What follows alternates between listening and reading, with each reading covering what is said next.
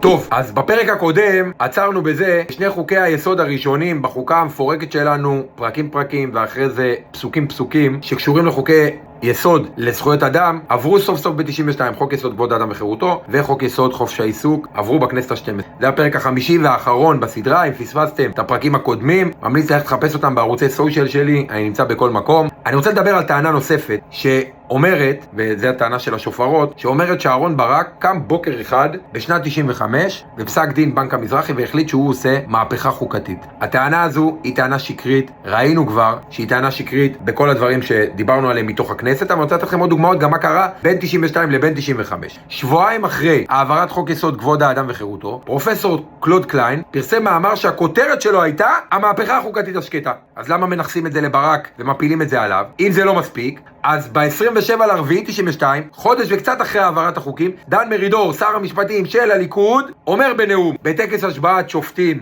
אצל נשיא המדינה, הוא אומר ככה: אתה נשא פירות המאבק שנוהל בשנים האחרונות. הוא מדבר על המאבק של הליכוד ושל הימין לחקיקת זכויות היסוד של האדם בחוקי היסוד של המדינה. כך קיבלה הכנסת את חוק יסוד כבוד האדם וחירותו ואת חוק יסוד חופש העיסוק. כך הוא אומר. זוהי מהפכה חוקתית של ממש. הוא אומר, מהפכה חוקתית של ממש. מעתה תהיינה זכויות אלה מוגנות אף נגד חקיקה שרירותית של הכנסת עצמה. זאת אומרת, תהיה ביקורת על הכנסת. ואם זה לא מספיק גם, אז באוקטובר 92, עדיין אנחנו הרבה לפני 95, גם אוריאל לין וגם פרופסור קלוד קליין פרסמו שניהם מאמרים במגזין משפטי, ושניהם הסבירו שזה שאין בחוק כבוד האדם וחירותו סעיף שמגביל את היכולת לבטל, שמציין ספציפית היכולת לבטל אותו, לא פוסל את העובדה שהוא מאפשר לבתי המשפט לתת ביקורת שיפוטית, להעביר ביקורת שיפוטית ולפסול חוקים לאורו, ושהוא עליון על חוקים רגילים. שנה וקצת אחרי חוק יסוד כבוד האדם וחירותו, עדיין לפני 95, במה שנקרא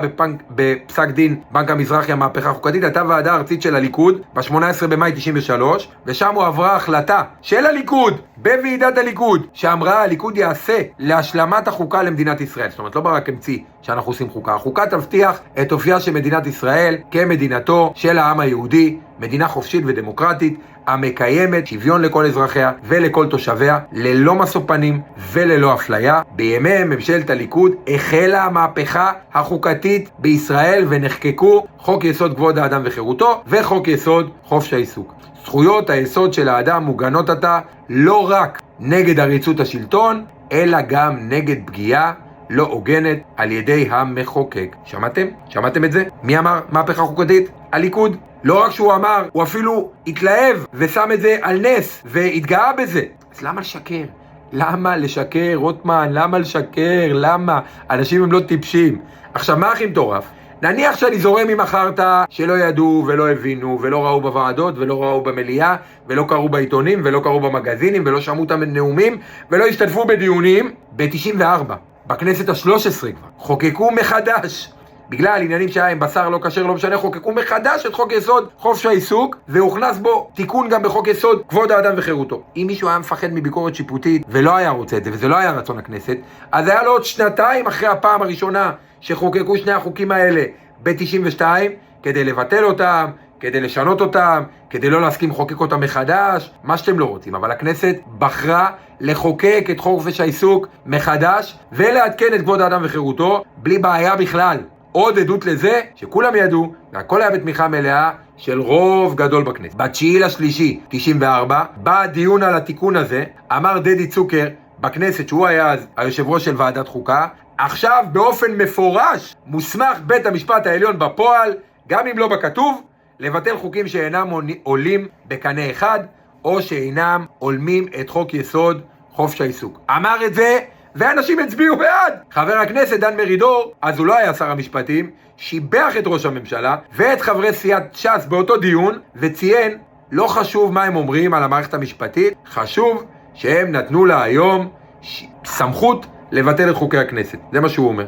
ודן מרידור גם אמר, בקיצור, מה אנחנו רואים כאן? לאורך כל הדרך, משנת 48 עד 92, מדינת ישראל, ואחרי זה גם ב-93, 94, רואים את זה עוד פעם, מדינת ישראל חותרת לחוקה. והיה ברור שהחוקה הזו תבוא פרקים ואחר כך חתיכות, כי הבינו שפרקים זה קשה.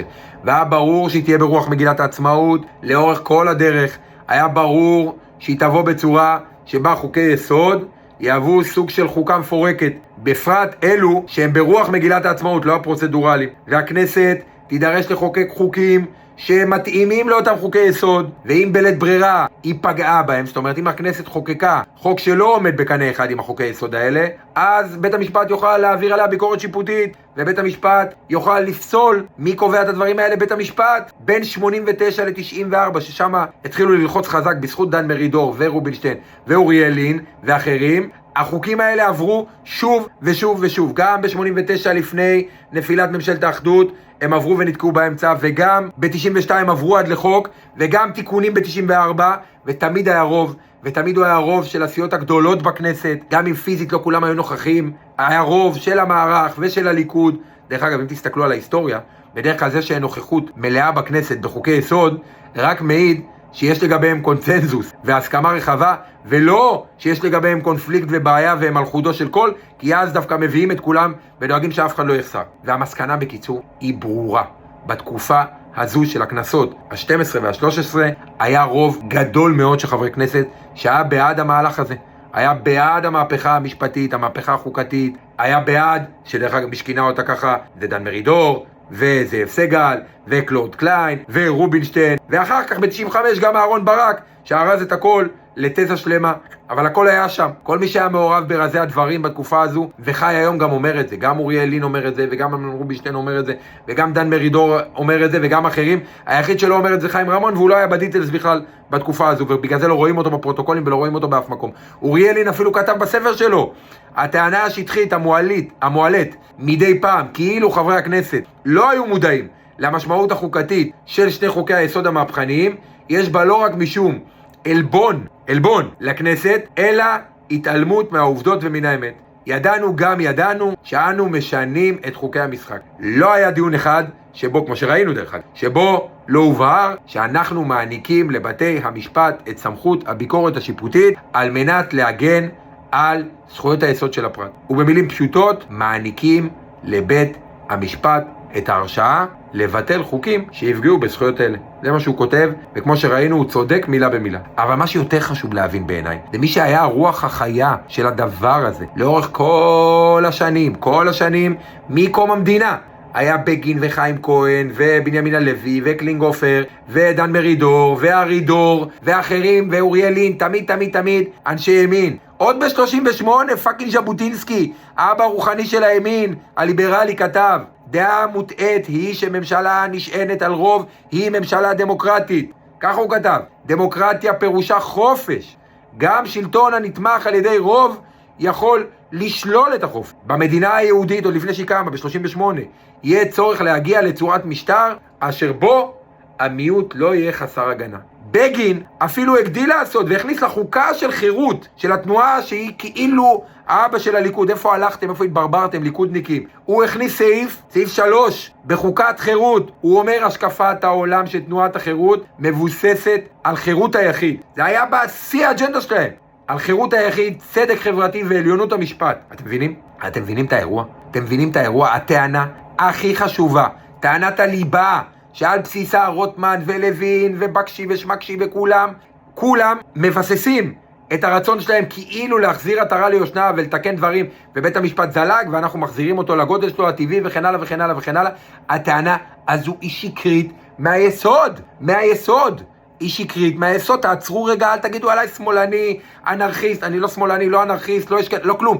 תעצרו רגע ותבינו את זה. זה שקר, זה קשקוש במיץ עגבניות. מוכרים לכם פה לוקשים. אם טענת הליבה, תסתכלו לי בעיניים, אם טענת הליבה של הרפורמה הזו היא שקר אחד גדול, זה לא חשוד, זה לא מעלה לכם סימני שאלה, זה לא מעלה נורות אזהרה. מה הולך כאן? גיוון, אמרו גיוון, ראינו שלא. אמרו לאזן בין הרשויות, ראינו שלא. אמרו החזרת המצב לקדמותו ולקיחה של סמכויות מבית המשפט שבכלל לא נתנו לו. אנחנו רואים הנה עכשיו גם בסדרת סרטים האלה שלא. אז מה כן?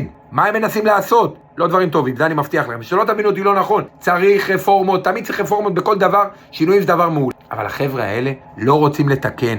הם זוממים דברים אחרים לגמרי, שיעזרו לשלטון נתניהו להימשך לנצח, למשיחיסטים לדרדר את המדינה, לעשות סיפוחים ולפגוע בערבים ולבודד את ישראל בעולם, ולמושחתים להשחית את המדינה ולחרדים לא להתגייס, רק דברים שלא יעזרו לכם ולי, לא רפורמה ולא נעליים. תתעוררו כבר, הנה כל האמת בפנים, תתעוררו.